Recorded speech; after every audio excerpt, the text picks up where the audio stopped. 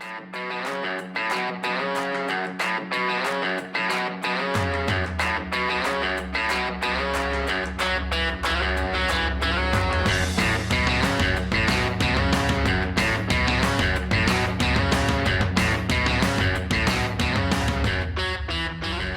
to Softline e-commerce webinars. We have a great topic for our session. It covers an interesting points of e-commerce in Brazil, shopping behavior, preferred categories, and more about Latin America. I'm happy to host two speakers today, two massive experts in e-commerce in Latin America. Vinicius Vieira, Head of Business Development at Bexs, the Brazilian digital bank focused on providing cross-border payment services and performing FX transactions for global digital businesses. And Cristian Gallardo, a founder of marketing agency Pulsoline and Go Local Strategy, an expert in digital sales in Latin America. So now I'm giving the floor to Vinicius and enjoy the session. Just give me a couple of seconds, right? Okay, yes. Vinicius, please switch on the camera so the people will see you. Hi, guys. Hi, everyone. So welcome. I'm muting myself. I'm switching off the camera and okay, welcome. Thanks a lot, Victoria. Thanks a lot, Christian. I'd like to thank Softline and Pulse for organizing this. It's always a great pleasure to share a little bit of knowledge in regards to everything that's going on in regards to Brazilian e-commerce and digital market overall, and how the fintech space interferes as well on the trends and on the e-commerce market itself. So if we take a look on the Brazilian digital goods and services, our main focus here today is to talk a little bit on how to scale in the huge market that Brazil is. What are the core strategies we should adopt in order to well distribute services and goods for the Brazilian population for e-commerce, especially in cross-border. Introducing myself, I'm the head of business development at Bexs. I was invited to be speaker.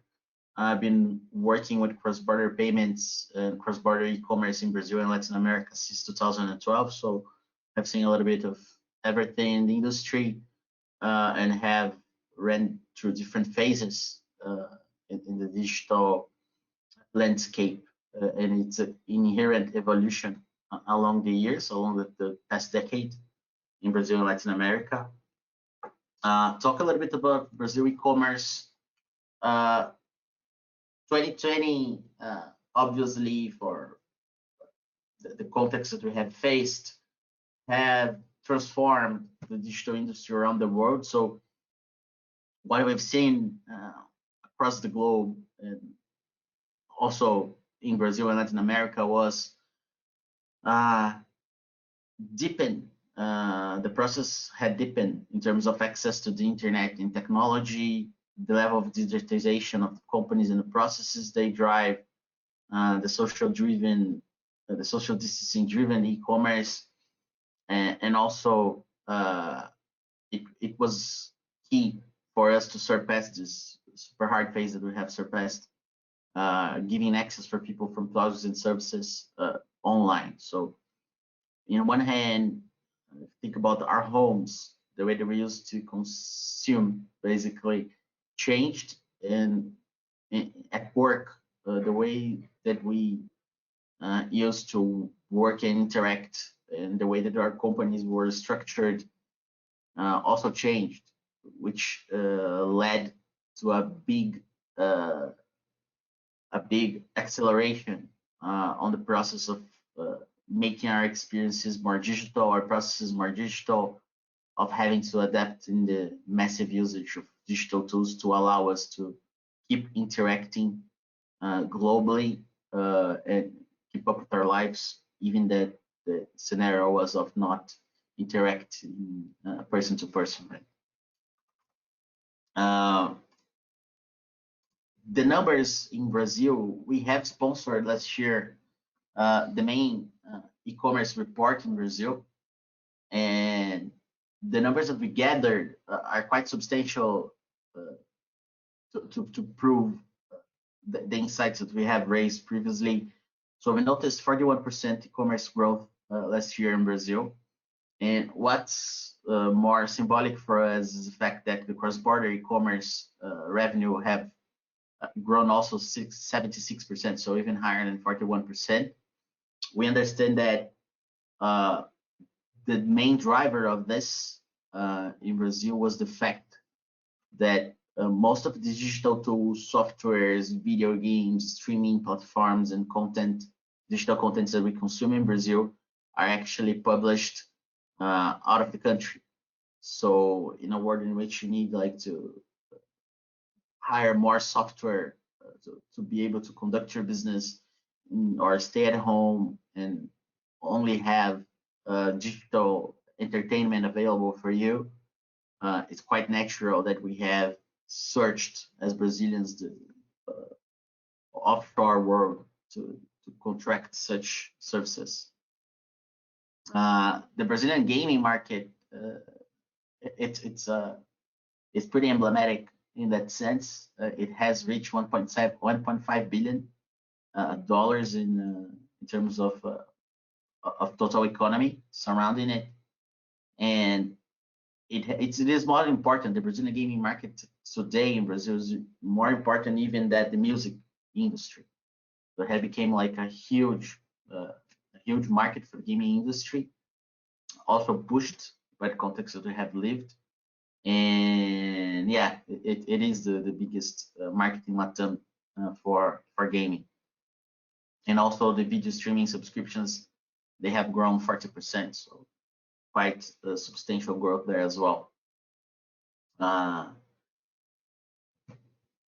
The way that we've seen the e-commerce growth in the past decade, it is quite substantial, the growth that we saw from 2010 to 2020. So coming from 18.7 billion to 87.4 billion in terms of turnover, it represents a huge boost on e-commerce sales. So what we've seen in the past decade, and that was confirmed and super deepened in the last year, was massive adoption to online consumption in Brazil. So in 10 years, the e-commerce market have reached a really deep level of penetration. I like this data a lot because it brings insights on new consumers.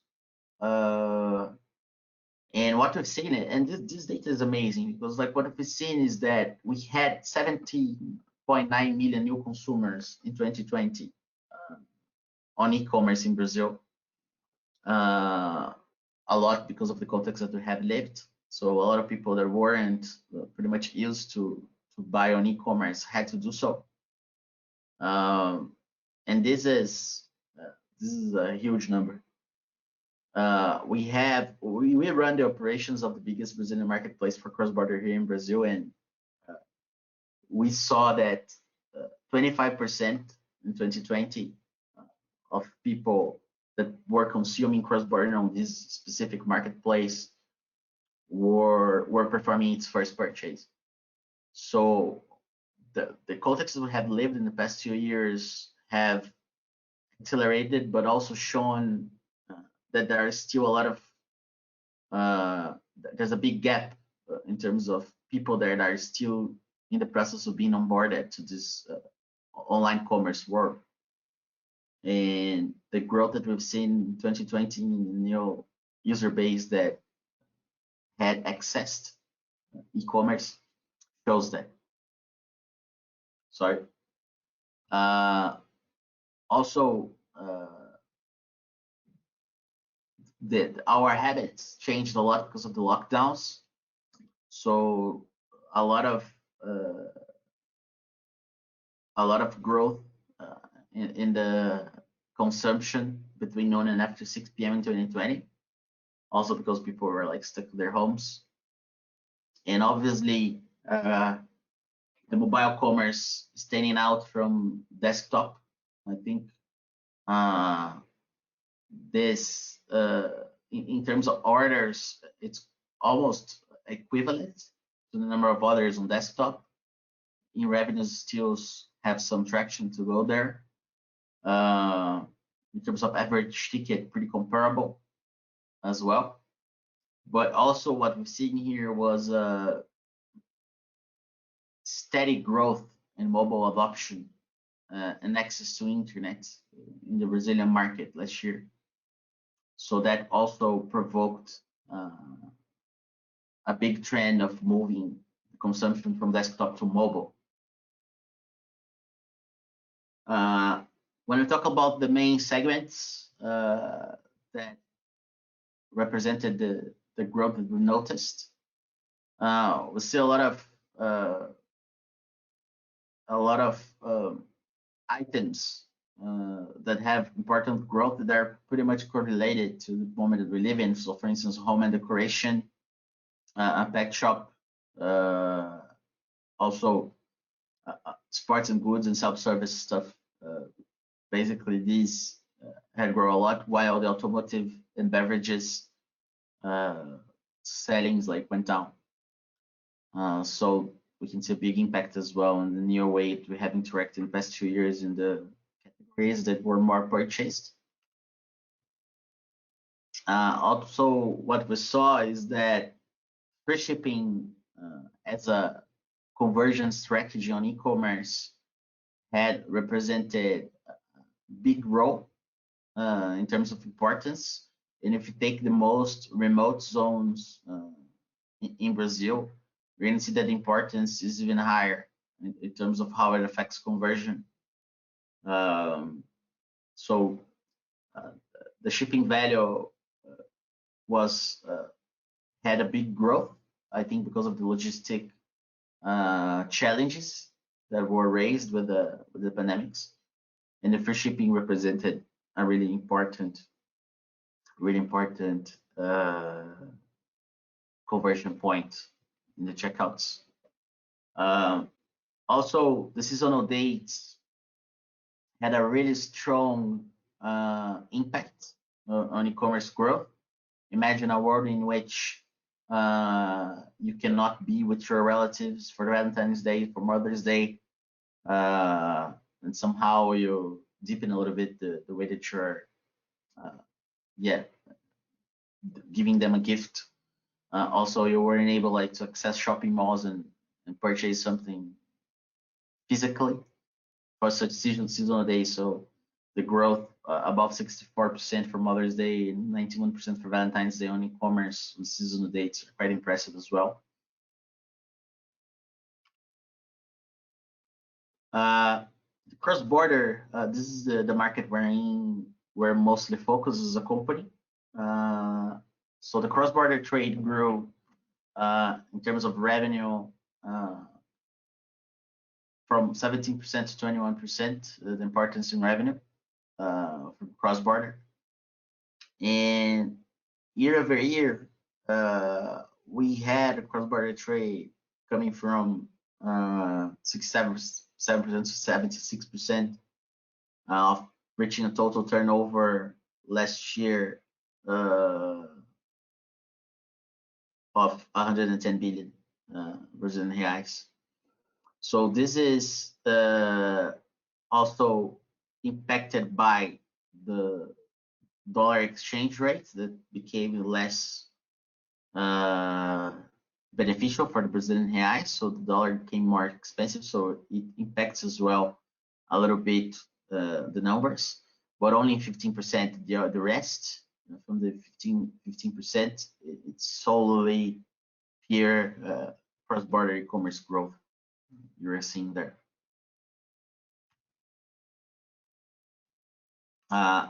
We have updated the report that we have, the study that we have conducted with Nielsen this year.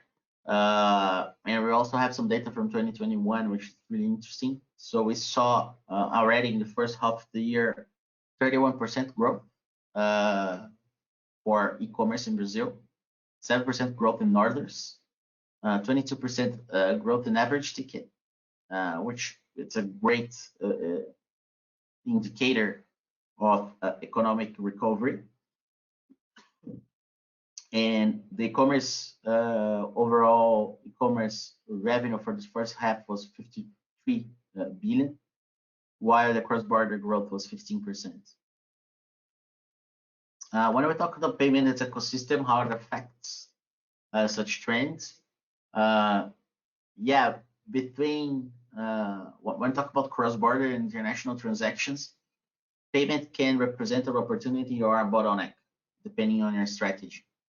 If you think that only 5% of Brazilians have international credit cards accessible, we will see the 95% of the market conversion possibilities for e-commerce that's located out of Brazil to reach this Brazilian population will be represented by local payment methods, so alternative payment methods to the international credit cards. 2020 had brought a big democratization in terms of payment methods in Brazil, especially with Pix. So Pix is this new interbank infrastructure in Brazil that gathers all the wallets, all the banks, every sorts of digital or traditional bank accounts. It's the same infrastructure for conducting payments free of charge 24/7 and 365 had represented a big revolution because it had given the possibility of the Brazilian population to be present and economically present online. It was launched in November 2020 and has became already part of the Brazilian buying culture. Main characteristics, you have really low fees, if not free of charge. It's 24/7.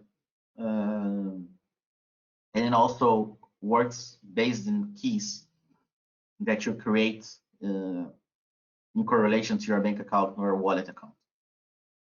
We noticed 330 million keys created so far, which means that you have more keys created in the Brazilian population numbers. Some highlights, so already 9 out of 10 of bank transfers in Brazil are already being made using Pix. 72% of the people in Brazil holding a smartphone are using Pix already. The average ticket is quite high, so 750 reais. And you have already 190 million users, so almost entire economically active population. It's ideal for unbanked because you can access Pix by having a traditional bank account or any sorts of wallets, such as Mercado Pago or PicPay or Nubank. If you have access to challenging digital banks which have more easy risk score criteria to give an account for a person, you can also access the Pix infrastructure and pay online and in the physical world or making peer-to-peer transfers. And the amount of transactions already reached 9.3 billion transactions. Pix is the leading alternative payment method in Brazil already, so it's already surpassing the importance of boletos, which used to be the cash payment method in Brazil that was pretty relevant. Still is important, but the movement that we're seeing is that Pix is going to gather all the unbanked population and is going to help us provoking the removal of cash circulating in the economy, and it will change the way that people are buying online here in Brazil. Many benefits there. So it's faster and safer, it's cheaper for the payer. For the receiver, it has a much lower cost of acceptance. The authorization of the payment with Pix is real time. It simplificates a lot of processes. you can have already microcredit attached to Pix transactions, so you can enable installments with sponsoring banks in checkout processes. And for the ecosystem, is quite important because it increases the usage of electronic payments, removes cash circulating in the economy, brings more competitiveness between digital wallets and challenging banks with traditional banks. So all beneficiates the whole economy. So for us to stay in tune, I think 4 key insights. What we're seeing is the consumer at the center of decisions. Focus on mobile commerce platforms to have more efficient shipping and to bring more customized and localized experiences in regards to seasonal dates, payment experiences, and every sorts of needs that the shoppers would have while trying to have a great customer experience. So it's a little bit of what's happening in Brazil. I thank you all for joining the webinar. I'll let the remaining minutes to our friends from Softline and Pulse with Cristian as well. And in case of questions, I'm happy to answer them. Okay, but at the moment we do not have any questions to you. So I'll appreciate if you just give me the control panel and I will lend it to Cristian Gallardo. Hello, everyone. You can see my screen. Someone can confirm that? Yes, I can confirm that I can see your screen, and I hope that everyone can see your screen as well. So please drop a plus in the chat that you see the screen. And Cristian, please switch on the camera. We would like to see your face. Okay. Let's see. That's working. Now you can see me? Yes, perfectly. Thank you. Super. Okay, let's start. So now you can see screen. Thank you everyone for coming to the webinars. Thank you, Vinicius, for the amazing presentation. No, every day you have this kind of opportunity to understand better the market, specifically in Brazil, that is quite connected with Latin America. I wanted to share some insight as well of Latin America, specifically for the Spanish-speaking countries. They're quite connected. Usually when the companies have decided to conquer Latin America, they think about it, how they can have a strategy or synergy between Brazil and Spanish-speaking countries. I wanted to share first some data. This is the Latin America in numbers. Is more than 350 million people. Brazil usually is kind of 50% of the cake. The other 50% is divided in Mexico, Argentina, Chile, Colombia, and Peru. This graph or this number can show that the penetration of internet is around 70%. Even though we see a huge increase in conversion for e-commerce during the COVID-19, there is space of growth in Latin America. I think the company cannot hesitating if Latin America is a good market for e-commerce, especially. This is why this is kind of my first goal. Latin America have a huge potential. There are many opportunities here, but the main things or the piece of advice here is to always go local. Go local is a concept that you have to understand the local culture of the countries in order to improve the conversion of each single country. I mean, you cannot think that the Latin America is just one. You have to divide it at least at the beginning from this group of 7 countries, including Brazil.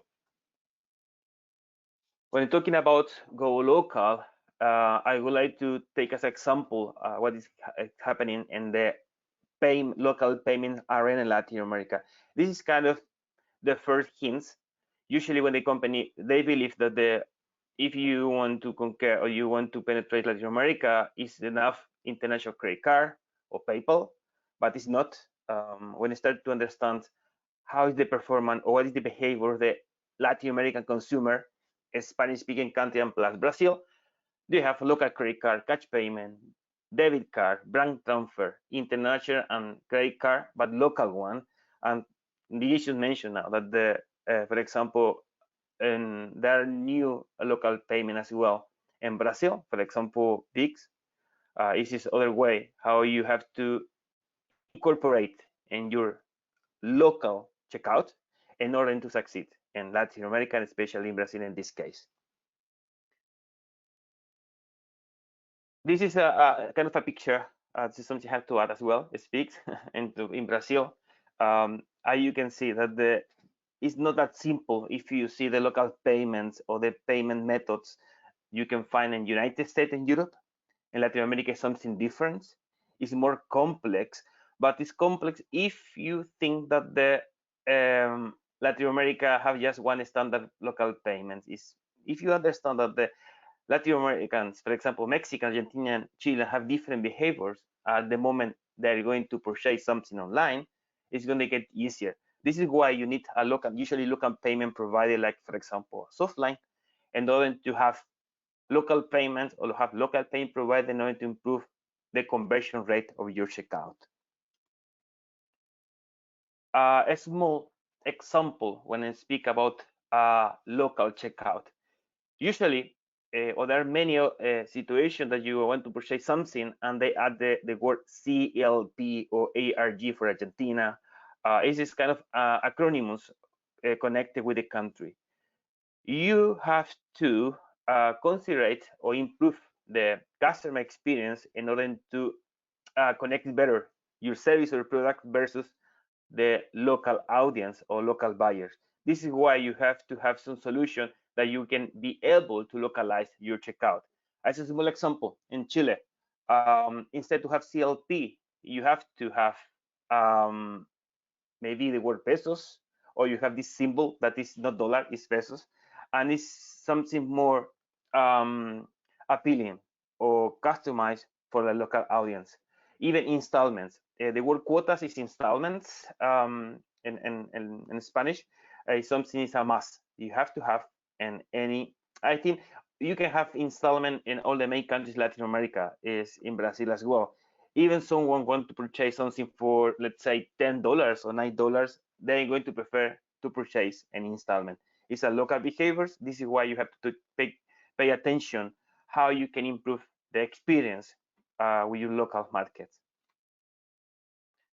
If you ask me what could be the checklist, something you have to have in your local checkout in Latin America, there are 6 main points. Local payment, but per country. You have to have installments, pricing in local currency. You cannot expect to succeed in Latin America if you have your pricing in dollars or just the conversion from dollar to local currency without any cosmetic changes. Because usually when you have a currency in your country, depending on the country, is the format you have to have in your checkout. Eliminate local friction. For example, happen that if it's not necessary to have a post code, you have to take it out from your checkout. There are many cases that a company they have as a mandatory information they post codes, but I can assure you that almost no one in Latin America know the post code. This is why that you can see a huge drop in the conversion checkout, because if it's mandatory, they cannot purchase online. And always A/B test. The A/B test is a must. I have the feeling, or I think we can be agreed with, that before the COVID-19, during the pandemic, and now the purchase behavior have changed. Usually, your potential clients, or basically the way how they purchase, is changing constantly, even when you have some situation like a COVID or a pandemic worldwide. This is why you have to always be testing your checkout. Always have to be A/B testing your current solution with the other solution, because there are always a new local payments. There are always new way how to improve the conversion, and you have to have them your checkout. You are be wasting money if you're not, if you have a kind of plan or plan of activity, A/B testing your current local payment or your local checkout versus other solutions. This is a must. This you have to have it, and especially in Latin America. This is a small example. I used to be the Latin American the regional manager for Avast. In Avast, the key for Latin America was always focus on the customer to understand the local needs, and in my position was in order to find how we can improve the conversion. The conversion for us, how we can move from the freemium version of client with a free version, move to the paid version. And the main friction was payments, but not just payment, was local payments. And my role at that moment was to improve the conversion, implementing local payments. And this was a huge success, because today those regions, especially in Brazil, in Argentina, and Mexico, they have improved above of the standard in terms of conversion of the Avast worldwide, and more than 20 to 30%. That's my piece of advice. If you want to succeed in Latin America, it's a must to take the region, but country by country, not a whole region.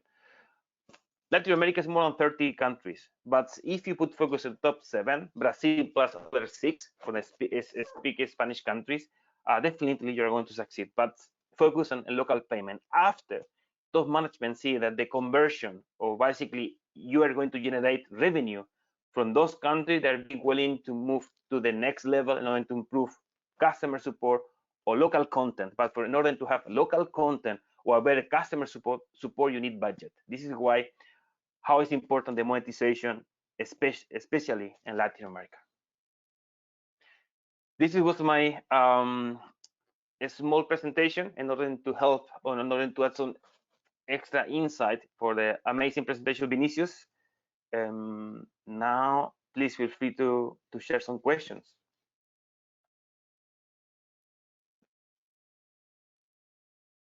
I'm checking right now. Thank you so much, Cristian, for your brilliant presentation. Thank you, Vinicius, for your brilliant presentation. And right now I'm checking the questions. So a couple of people asking for the recording. This is a success because they really have to go.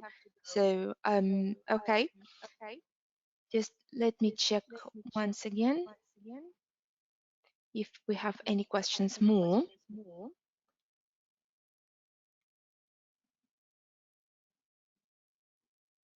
No, I don't see any questions. So I think this is it. We can just finish our session.